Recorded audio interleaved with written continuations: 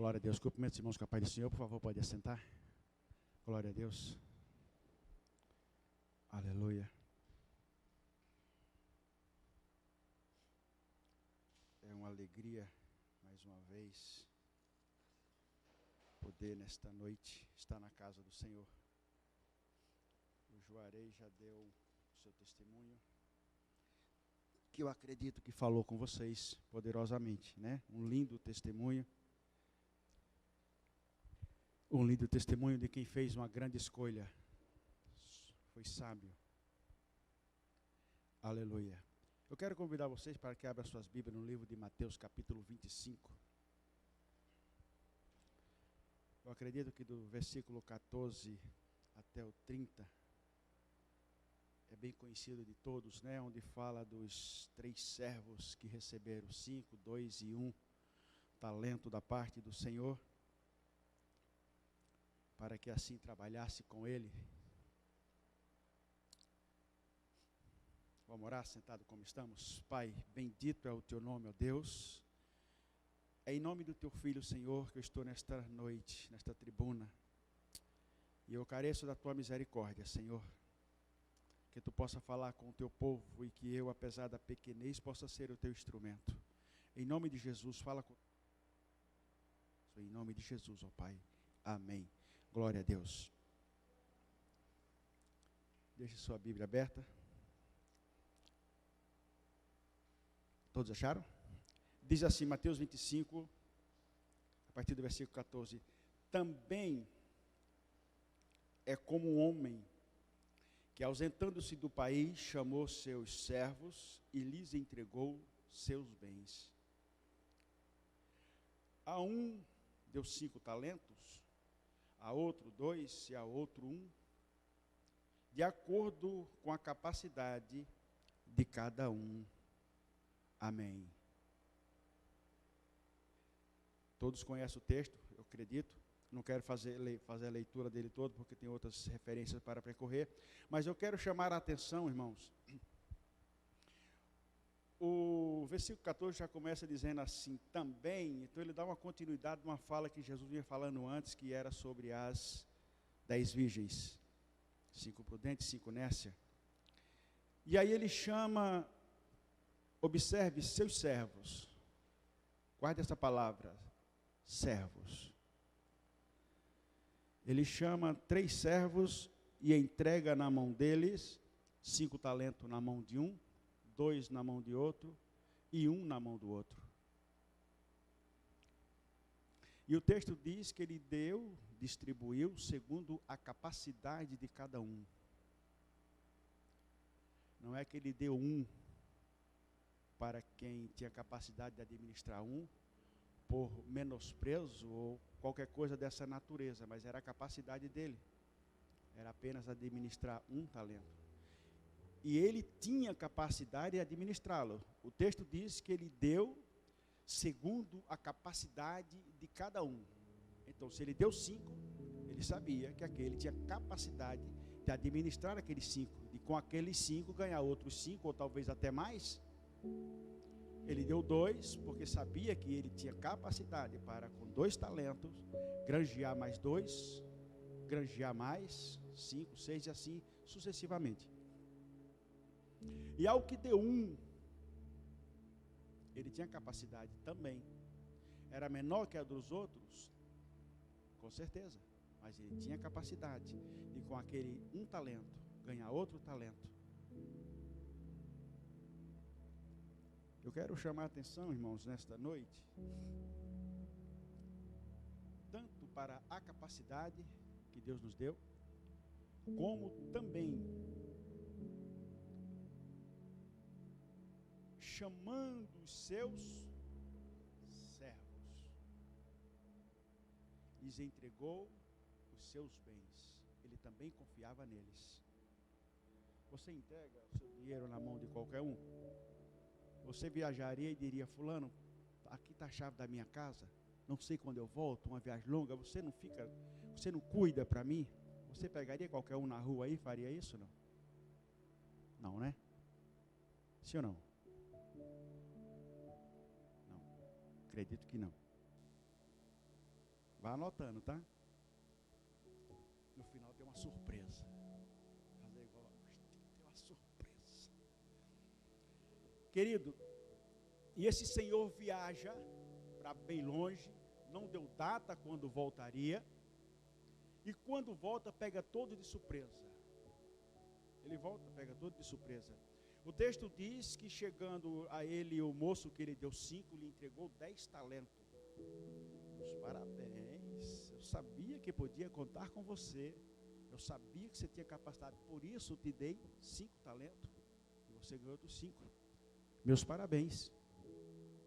Chegou o que havia dado 2, e por último, se escondendo, ressabiado, chegou o que tinha 1 talento. Versículo 24. Por fim, chegando o que havia recebido 1 talento, disse: Senhor, eu sabia que és um homem severo, que colhes onde não semeias, e recolhe onde não plantaste. Então fiquei com medo, e fui esconder na terra o teu talento. Aqui tens o que é teu.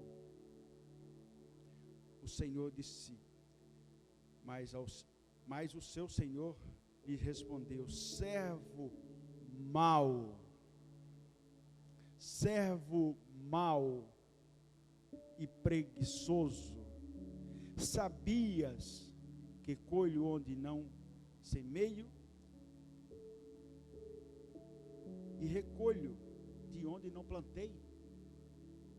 Devias então entregar meu dinheiro aos banqueiros, e ao voltar eu teria recebido com juros. Tirai dele o talento e entregai ao que tem 10 talentos.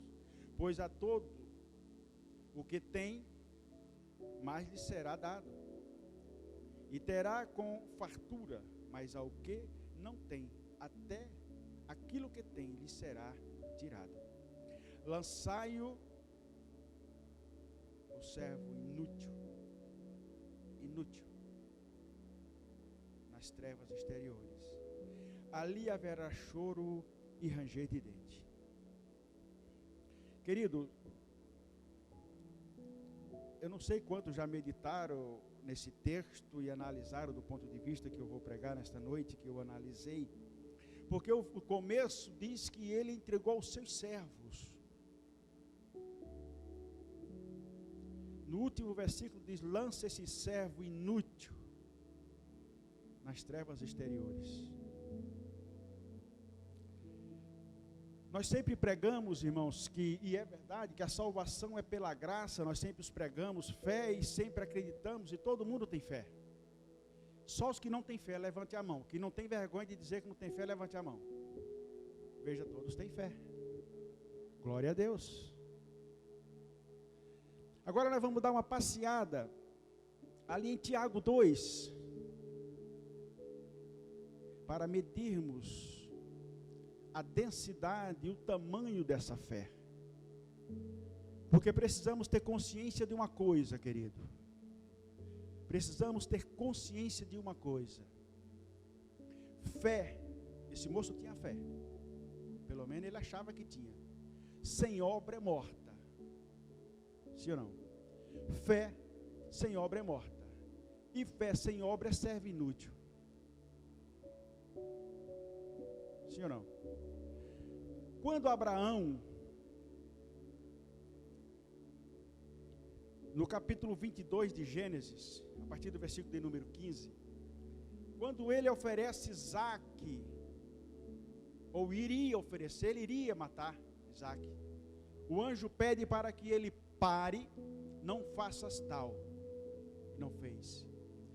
Se corrermos no trecho, a Bíblia vai dizer assim que, porquanto obedeceste a voz do Senhor, e uma tradução bem simples, porquanto demonstraste ter fé. Porque minha fé, ela tem que produzir, ela tem que fazer. tem que fazer, senão você não tem fé. E a Bíblia em Hebreus diz que sem fé é impossível agradar a Deus. Então vamos lá. O servo que o Senhor confiou-lhe os seus bens, o servo que o Senhor lhe confiou os seus bens, confiou-lhe um talento, ele esperava que ele ganhasse no mínimo outro, ou inteligentemente colocasse no banco, ia render um jurinho, e o seu senhor não iria receber só o seu talento sujo de barro, sujo de terra, ele iria receber um juro.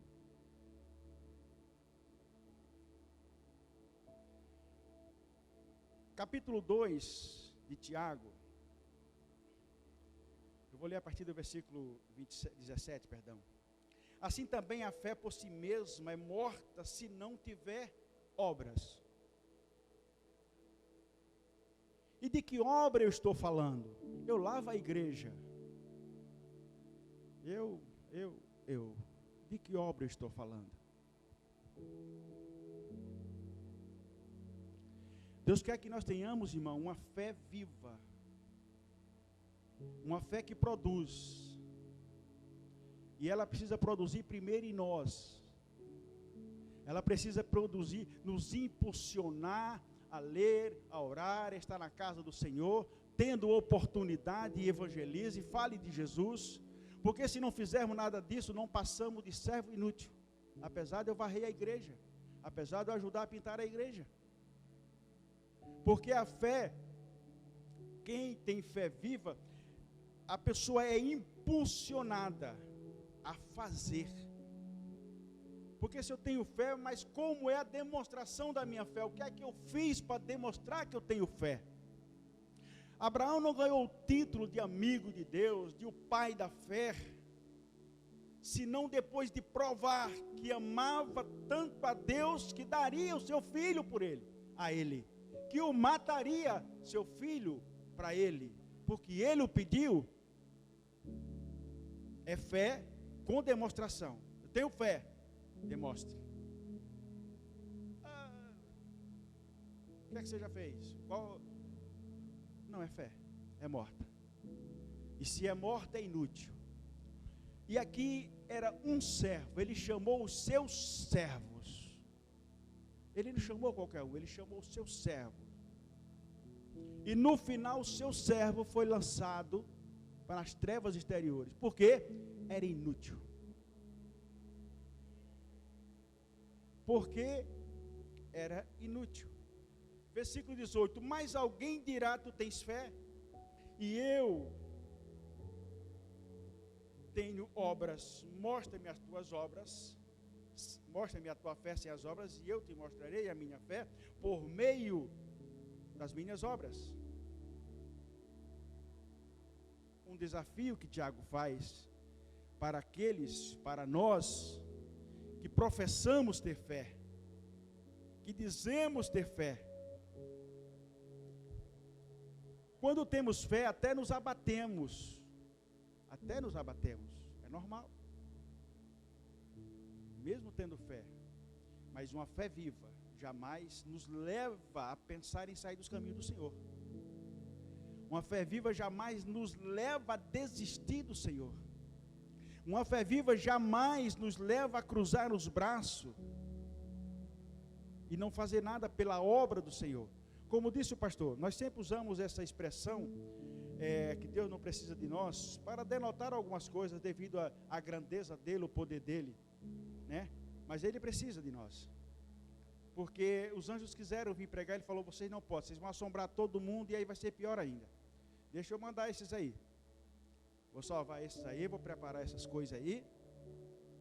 Vou dar um jeito nisso aí, vou dar uma melhorada e vou mandar eles. Vocês não podem. E aí ele trabalha em nós e nos transforma, nos molda, nos põe fé, porque ninguém tem fé, é Deus que dá, é Deus que põe. E o que ele espera de nós é que exercitamos essa fé. Primeiramente, irmão, para viver para Deus. depois trabalhar para Deus. Porque não adianta você trabalhar para Deus se não vive para Deus. São obras, apenas obras. Temos que primeiramente exercitar a fé para vivermos para Deus, para renunciar às coisas que nos distanciam de Deus, para renunciar às coisas da qual Deus não se agrada. Aí depois trabalhamos para Deus. Mas enquanto eu não for pastor, eu não trabalho. Porque as pessoas têm essa ideia, têm isso na mente, que para trabalhar para Deus, já tem que ser separado. Muitos têm isso na mente, que para trabalhar para Deus tem que ser separado. Não, você pode trabalhar para Deus mesmo sem ser obreiro. Viu uma pessoa necessitada? Demonstre sua fé, demonstre sua generosidade. Porque fé sem generosidade não é fé. Como assim? Não me compadeço de ninguém, não estou nem aí com quem está na sarjeta, etc. Não foi assim que Jesus pensou. Se ele tivesse pensado assim sobre nós estaríamos em plenas ruína. Versículo 20. Mas, ó homem insensato, queres ser convencido de que a fé sem obras é inútil? Não foi pelas obras que nosso pai Abraão foi justificado, quando ofereceu sobre o altar seu filho? Abraão foi justificado aqui está dizendo a obra, pela obra ou pela fé, afinal de contas, gente? Ajuda aí. Não foi pelas obras que nosso pai Abraão foi justificado? A obra confirmou a fé, irmãos. A obra confirmou a fé. Ele demonstrou de verdade que confiava em Deus. A obra confirmou a fé. Vês que a fé cooperou com suas obras, e pelas obras a fé foi aperfeiçoada. E pelas obras a fé foi aperfeiçoada. Assim se cumpriu a escritura que diz: Abraão creu em Deus e isso lhe foi atribuído como justiça, e ele foi chamado amigo de Deus. Quando ele foi chamado amigo de Deus, irmãos? Logo na primeira apresentação? Não. Na hora em que Deus mais exigiu dele, ele correspondeu. Na hora em que mais Deus precisou dele, na hora em que mais Deus exigiu dele, ele correspondeu, demonstrando assim a sua fé.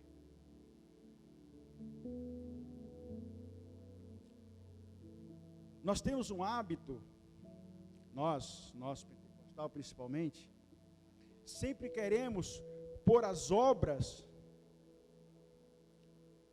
acima da fé, ou sempre queremos fazer obras, mas que não vêm da fé, porque tem obras naturais e tem obras da fé. Obras naturais e obras pela fé, e obras da fé. Essas aqui são obras da fé.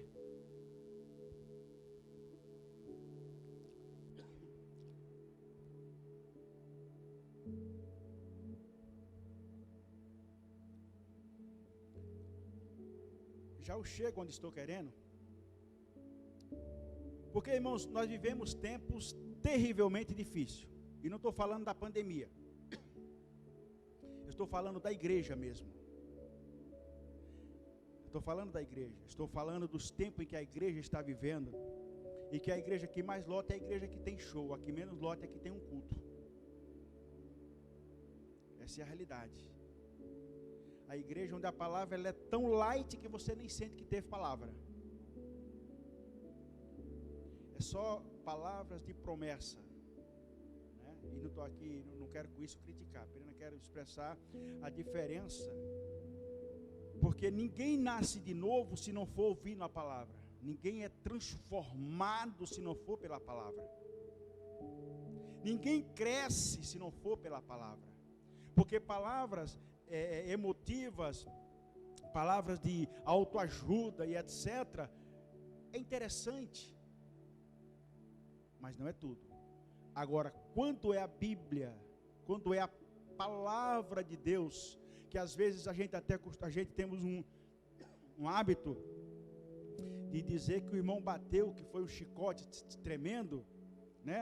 Nós não falamos isso muitas vezes, mas na verdade está ensinando, porque o próprio Cristo fez isso. Olha, se vocês não comerem da minha carne, não beberem do meu sangue, o pessoal começou, que é isso? Saiu fora. Alguns foram questionar, que é isso, Senhor? Que sermão é esse? Se vocês quiserem ir, fica à vontade. Ou é como eu quero ou não é. É isso que Jesus quis dizer. É como eu quero e não como eu penso. Continuando aqui. Vede então que o homem é justificado pelas obras e não somente pela fé. Se nós formos para Efésios capítulo 2, versículo 8, Efésios 2, 8, veja o que diz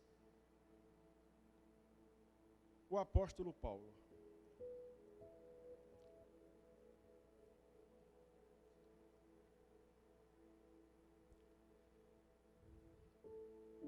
E nós nos apegamos a esse versículo. E nós citamos esse versículo. Nós amamos esse versículo. Porque o versículo diz: pela graça sois salvo. Aleluia. Não é isso? Mas continuando a ler. Por meio da fé. Por meio da fé. Aí diz: e isto não vem de vós, é dom de Deus. A graça é a de Deus e a fé é a de Deus. Não é pela graça tão somente, por meio da fé. Por meio da fé. E você tem que ter essa fé, nós temos que ter essa fé, porque é pelo meio da fé, por meio da fé, que alcançamos a salvação de Deus. Eu preciso crer, eu preciso confiar. Eu preciso fazer como Juarez, eu vou escolher. Eu vou ficar então. Irmãos, pense em ficar num lugar, numa terra estranha de verdade, né? Mineiro,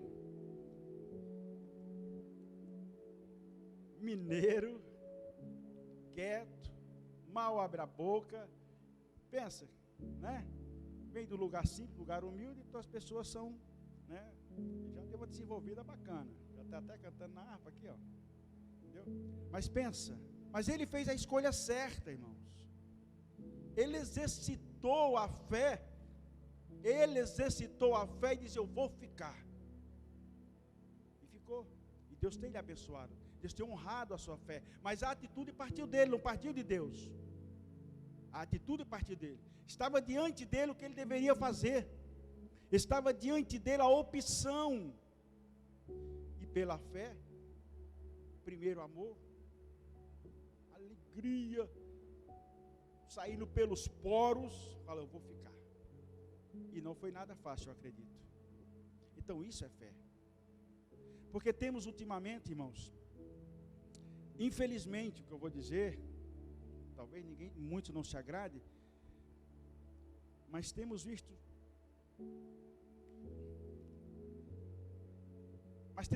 pessoas, e não estou falando só daqui, estou falando de crente no geral, porque eu conheço muitos irmãos, e a gente, às vezes, quando não se depara com crente, aí você fala assim, e aí você descobre que ele é crente, e aí você não para não dizer assim: você é crente? Para não ficar feio, né? Você fica meio surpreso, porque não exercita a fé, não vive como deveria, não fala como deveria, não se porta como deveria. Muitos acham que o fato de estar aqui é o suficiente, e não é.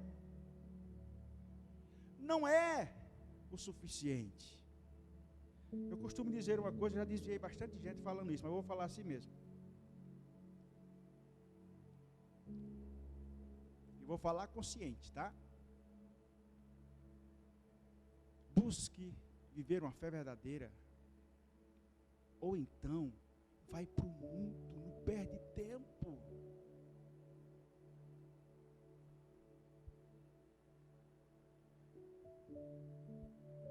Porque eu não vou chegar lá só porque eu venho ao templo. E ninguém vai chegar lá porque vem 3 vezes na semana ao templo, 4 vezes, mais rápido do que quem vem apenas uma. Também não. É o viver com Deus, é o viver para Deus. A tua fé te leva a renunciar.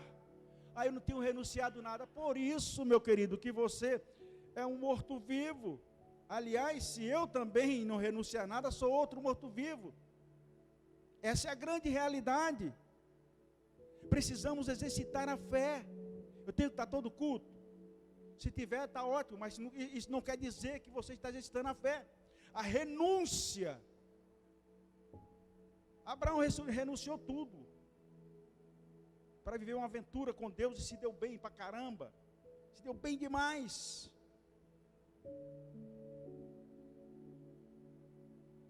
Nós nunca queremos renunciar a nada. Nós sempre queremos nos apegar a algo. Mas acredite, sem renúncia não há santificação. Sem fé nunca agradaremos a Deus. Não importa a maneira que vestimos, não importa a maneira que andamos, não importa a amizade que temos, sem fé jamais agradaremos a Deus. Sem fé, quer agradar a Deus? Você não precisa cantar tão bem quanto alguns que vêm aqui. Você não precisa cantar tão bem para agradar a Deus. Você precisa ter fé. E quem tem fé pratica a obra de justiça. Quem tem fé separa-se do mundo. Quem tem fé renuncia a amizades, renuncia aquilo que aos olhos de Deus não é agradável por causa da fé. Porque ter fé é confiar em Deus, ter fé é se entregar para Deus. Eu me entreguei para Deus, tem porém algumas coisas que eu não achei que não fosse necessário. Não. Se se entregou para Deus, tudo aquilo que não agradar a Deus tem que ser deixado para trás. É fácil? Não.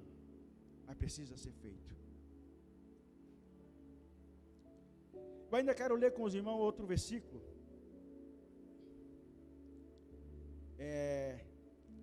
Tito 2, 1 a 14. Se irmãos quiserem.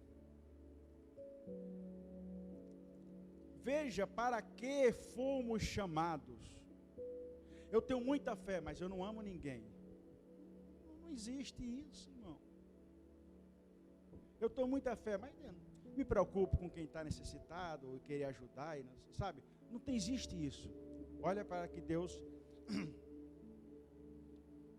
Esses 5 versículos, diz assim, eu coloquei aqui, o versículo 11 é revelação. Versículo 13, renúncia. Versículo 14, restauração e resgate e prática de obra. Eu vou ler e entenda o que é a graça. Olha, porque a graça de Deus se manifestou trazendo salvação a todos os homens e ensinando-nos para que, renunciando à impiedade e às paixões mundanas, vivamos neste mundo de maneira sóbria, justa e piedosa. 13. Aguardando a bendita esperança e o aparecimento da glória do nosso grande Deus e Salvador Jesus Cristo, que se entregou a si mesmo por nós, para nos remir de toda maldade e purificar para si um povo todo seu, consagrado a boas obras. Então tudo isso faz parte da vida cristã, faz parte da fé. Tudo isso faz parte da fé. Não nos esqueçamos que o moço do 1 talento era servo também. Ele era servo também, mas foi achado inútil, porque o título de servo, título de crente, não quer dizer nada. Não quer dizer nada. O que quer dizer é o ser crente, não o nome de crente, não o título. Sou crente, é um título. Agora o ser crente, o ser santo, o ser salvo, ter fé, para agradar a Deus. Por que estamos aqui? Viemos adorá-lo, render-lhe um culto, sim ou não? E aí estamos rendendo um culto a Deus. Acredito que sim. Mas talvez tenha alguém, não sei, ou talvez não tenha ninguém, também não sei, que está aqui, mas nem está adorando e nem está rendendo um culto a Deus. Isso faz salvo? Não. De maneira nenhuma. Então temos que ter o cuidado, irmãos, de sermos servos, mas sermos úteis. E o servo útil não é o servo que faz muito. Se ele puder, faça muito. Mas o servo útil é o servo que faz. O servo útil é o servo que faz. Não é o que faz muito. O que faz muito, maravilha, ótimo. O que não podemos é ser inútil. Não sermos nada, não fazermos nada. Você não precisa ser um grande pregador para ser servo útil. Você pode ser melhor do que eu, já melhora também bastante. Mas precisa ser útil. Não posso chegar, sentei, o culto começou, terminou, fui embora. Sentei, o culto começou, terminou, fui embora. E dentro de mim não há produção, não há mudança, não há renúncia, não há arrependimento, não há um desejo de Deus, de estar mais perto de Deus, de agradar a Deus. A fé faz isso. A fé faz isso. Quando Paulo disse, não vivo eu, mas Cristo vive em mim, ele não disse no começo da fé, na emoção lá quando caído no chão, viu a luz, Jesus falou, levanta, vai para casa, vou chamar à direita, lá te dirão o que você vai fazer. Chegou lá, Ananias foi até ele, e pregou para ele, orou por ele, e ele foi curado, e ali ele não disse, no calor daquele primeiro amor, daquele fogo, não foi ali que ele disse, não vivo eu, Cristo vive em mim, apareceu no caminho com uma luz forte, e falou comigo. Não, foi depois de apedrejado, foi depois de apanhar, foi depois de humilhações, foi depois de tudo isso, não foi no começo não. Que maravilha, gente, oi, irmão, sabe aquele primeiro amor, todos temos isso, né? Eu tive isso, meu Deus do céu, coisa boa, maravilha, mas aí vem a época do amadurecimento, aí vem a época do crescimento, irmãos. Então foi nessa época em que Paulo disse, verdadeiramente, Cristo vive em mim. Aí Paulo disse ainda, olha, imite eu. Olhe para mim aqui, vocês de Coríntios, imitem eu. Vocês de Efésios, imite eu. Porque Cristo vive em mim. Eu não vivo mais, eu não vivo mais. Eu não vivo mais, acabou para mim. É Cristo que vive em mim. E Cristo quer viver em nós. Cristo quer viver em nós. Essa tem que ser a nossa oração. Tem que ser o nosso pedido. A Maria, esse dia atrás, aliás, Maria não, minha filha, lembrou, mandou um áudio para mim, contando o quanto Deus tem abençoado ela. Ela falou, essa pandemia para ela foi tão boa que ela nunca imaginou. Eu falei, misericórdia. Está vendendo um caixão? É sócia do Panhoz? Não, pelo amor de Deus. Ela disse, não, pai, é que apareceu o pessoal comprando máscara, eu fiz tanta máscara que você não tem noção, ganhei dinheiro. Ela falou assim, até o padre veio aqui preocupado comigo, trouxe 2 feiras, porque lá não fala cesta básica, fala feira, trouxe 2 feiras, e o sonho da minha vida era, eu falar para meu marido, era olhar para aquela despensa e ver ela cheia, sem ter espaço para pôr nada. Pois Deus não fez isso na pandemia? Falei, meu Deus. E aí ela lembrou, falou, pai, eu lembro uma vez, senhor, na escola dominical, o senhor falava sempre assim para nós, quando for orar, apresente o quarto escuro.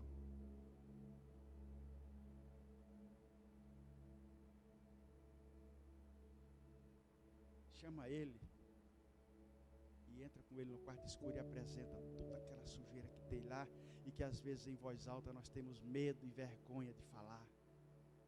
Eu sempre ensinava isso. E ela falou que começou a orar e falar isso para Deus. Deus trabalhou na casa dela, na vida dela de uma maneira que eu vou te falar. Ela está maravilhada, né, amor? Falando isso. E é o que precisamos fazer. Nós só sabemos pedir. Mas nós só sabemos pedir coisas materiais, muitas vezes. Precisamos abrir o quarto escuro, expor o que está lá dentro, expor coisa que você jamais exporia para alguém, jamais se diria para alguém, para que Deus sare, para que Deus liberte, para que Deus limpe. Esse quarto escuro, Deus quer torná-lo claro, mas isso só acontece, irmão, quando eu me dobro diante de Deus, quando eu confesso diante de Deus, quando eu quero que Deus viva em mim, quando eu quero andar com Deus e não apenas fingir que ando, ou fingir que sou crente, ou fingir que tudo está bem. Não. Eu sempre costumo dizer, Deus tem muito mais para dar do que pedimos, Deus quer fazer muito mais do que imaginamos, mas o nosso comportamento, a nossa vida, a maneira que somos, muitas vezes é de agir, orgulho, impede que Deus faça mais. Efésios, se não me engano, 3:20. Se não me engano, 3:20. Olha o que diz o texto, irmão. Olha o que Deus quer fazer. Olha que coisa linda. E isso, nós temos que parar de achar os versículos lindos, os textos lindos e etc. E apenas achá-lo lindo. Ai, que coisa linda. Achar a história de Abraão, que milagre. Deus faz o mesmo por você. Deus faz o mesmo por mim. É tão somente eu necessitar do milagre e me colocar no lugar como colocou Abraão.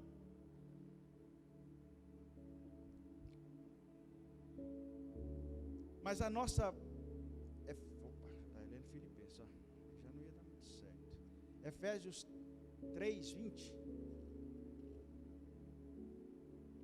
Aquele que é poderoso para fazer bem todas as coisas, além do que pedimos ou pensamos.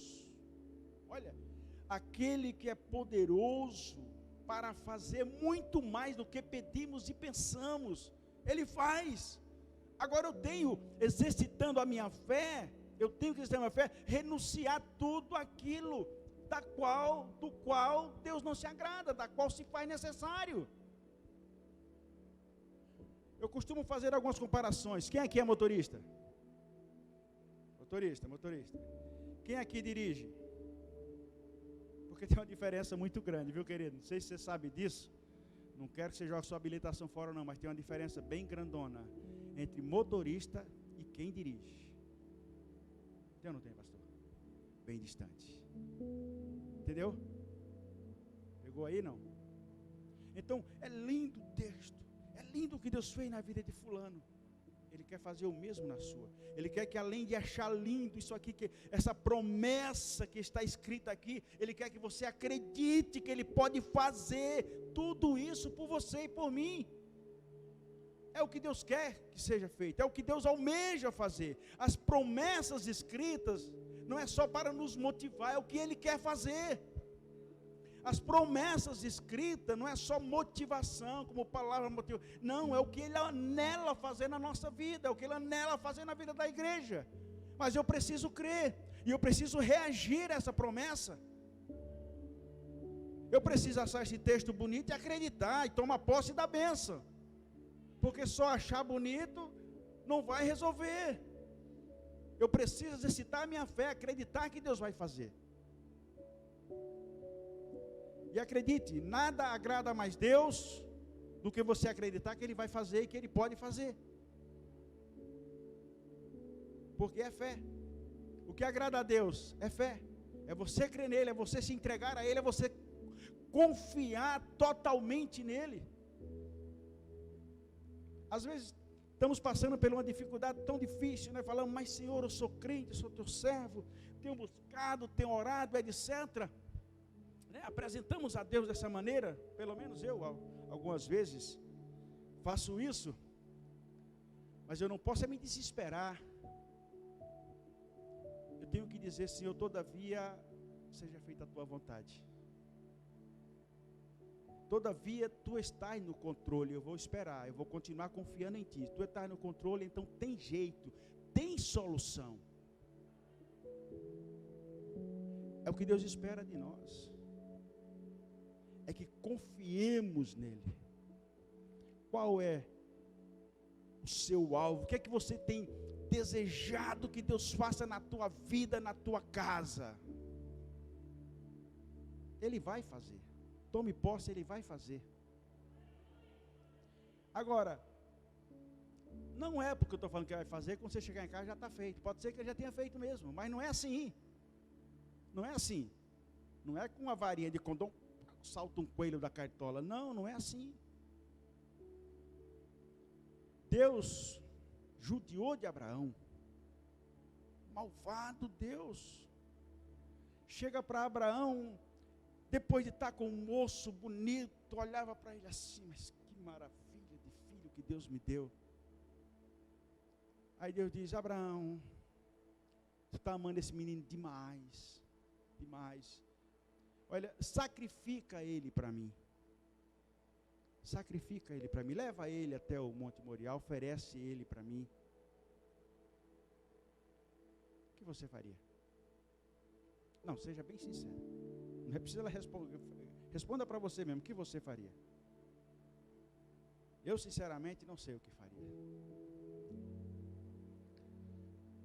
Agora imagine você, Deus pede o menino, ele sairia de manhã cedo para sacrificar o menino. Você dormiria aquela noite? E você cortando a lenha? Cortando a lenha. Nossa, para queimar meu filho aqui, como seria? Cada machadada para rachar a lenha seria o quê? Uma dor na alma, uma lágrima que rolava. O que você diria, irmãos? Se coloca no lugar de Abraão. O que você diria? Depois de pronta a lenha, ele pega uma jumentinha e coloca a lenha sobre ela, pega 3 servos e sai a caminho de 3 dias. Imagina você, 3 dias. O que será que esses 3 dias Abraão pensava? O que Abraão pensou? O que será que passava na mente de Abraão, irmãos? Uma noite inteira sem dormir, ele não dormiu. Você dormiria? Não. Por mais malvado que fosse um pai, você não dormiria. Não acredito que você dormisse. Depois levanta de madrugada, racha a lenha, põe sobre o jumento e sai a caminho de 3 dias, andando com o menino. Tem uma hora que o menino faz umas indagação, que é para acabar de arrebentar com Abraão. Pai, eu estou vendo a lenha, o fogo e o cordeiro. É? Como seria? Ah, filho, Deus vai prover o cordeiro. O cordeiro Deus vai prover. Fica tranquilo, vamos embora. Aí, no fim da viagem, nós descobrimos que o sacrifício não era Isaac, era o próprio Abraão, irmãos.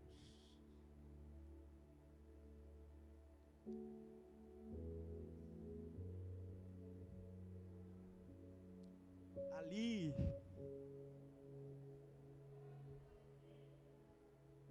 aleluia, porquanto temeste a voz do Senhor, ali selou, Deus selou Abraão, meu amigo, pai da fé. Você já leu o texto por diante que diz: benditas serão todas as nações por causa de ti. Você entendeu o que a fé faz? Agora, no primeiro pisar do calo, nós já espana, nós já corre. Que Deus nos abençoe, irmãos. Que Deus nos abençoe a sermos crentes de verdade. Eu vou sincero para você, e não estou sendo hipócrita e nem demagogo, e nem querendo ser mais crente que ninguém, porque na verdade não sou. Eu conto a dor que eu tenho.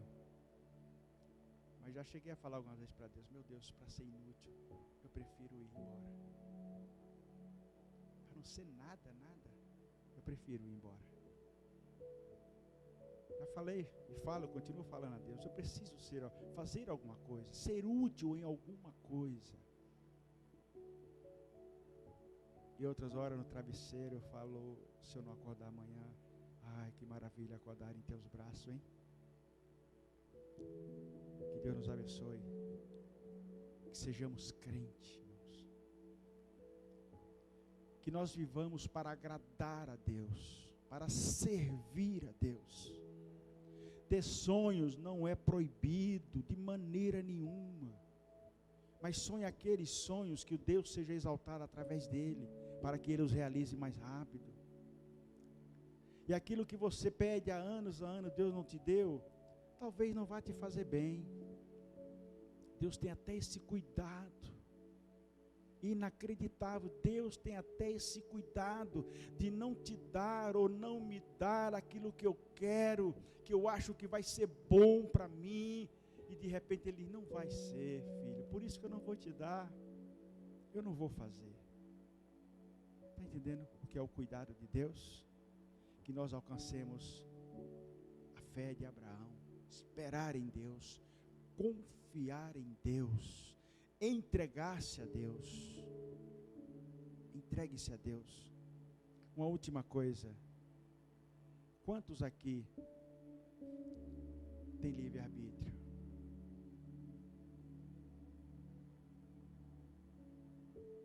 Livre-arbítrio. Irmão, deixa eu decepcionar você agora. Você tinha livre-arbítrio e livre escolha quando você não era de Deus. Você agora é do Senhor. Você não tem mais livre-arbítrio. Pegou, não? Você agora é do Senhor. Ele é o teu dono. Ele é o teu proprietário. Você não é mais seu. Você não tem mais livre-arbítrio. Você agora é do Senhor. Livre-arbítrio é eu escolho o que vou fazer, eu escolho o que eu quero ser. Agora que você é do Senhor, acabou o livre-arbítrio. Livre-arbítrio é para quem não tem Deus. Você escolhe, quer Deus, quer o mundo, o que é que você quer fazer? Você agora é do Senhor. Você não tem mais livre-arbítrio. Porque Deus é o teu dono. Deus é o teu Senhor. É isso que a palavra Senhor quer dizer. Então que Deus seja verdadeiramente o nosso dono. E que nós o amemos, o respeitemos. Pratiquemos nossa fé para agradá-lo. Amém? Deus abençoe a todos em nome de Jesus. Eu agradeço essa oportunidade em nome do Senhor.